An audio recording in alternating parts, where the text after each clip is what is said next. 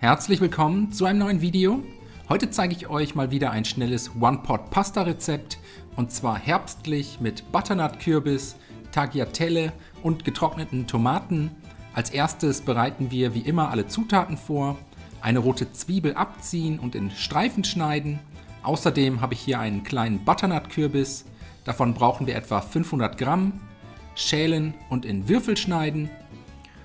Und zum Schluss in Öl eingelegte getrocknete Tomaten, 125 Gramm, einfach mit einem Messer in Streifen schneiden. Danach kommen alle Zutaten in eine große Pfanne oder einen Topf, 250 Gramm Tagliatelle, außerdem Kürbis, Zwiebeln und getrocknete Tomaten, dann noch einen Teelöffel Salz, einen Teelöffel getrockneten Thymian und Rosmarin und zum Schluss 200 Milliliter Sahne und 500 Milliliter Wasser dazu gießen. Das Ganze anschließend zum Kochen bringen, mit einem Deckel abdecken und dann für 10 bis 12 Minuten bei niedriger Hitze ganz langsam köcheln lassen.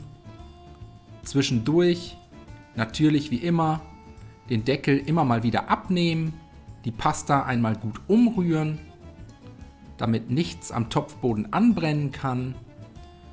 Und dann mit geschlossenem Deckel weiter köcheln lassen, so lange bis die Tagliatelle und der Kürbis gar sind und die Flüssigkeit nahezu komplett aufgesogen wurde. Zum Schluss nochmals mit etwas Salz und Pfeffer abschmecken, außerdem eine Handvoll geriebenen Parmesan dazugeben. Alles ein letztes Mal gut umrühren und dann vom Herd ziehen und servieren.